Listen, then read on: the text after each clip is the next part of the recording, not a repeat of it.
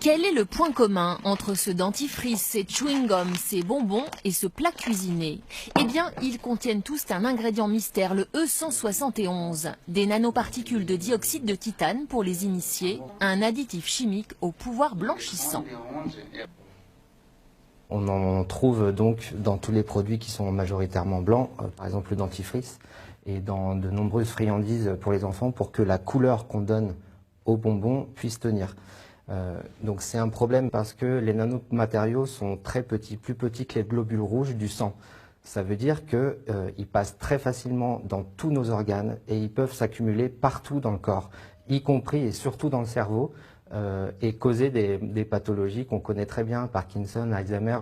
Chaque année dans le monde, 8 millions de tonnes de dioxyde de titane sont disséminées dans les produits de consommation courante, alors que ces nanoparticules sont très différentes des substances classiques.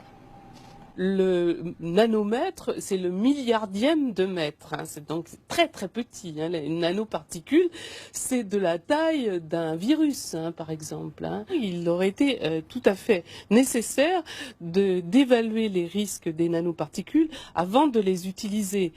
La Commission environnement du Parlement européen prône l'interdiction de ces nanomatériaux dans l'alimentation.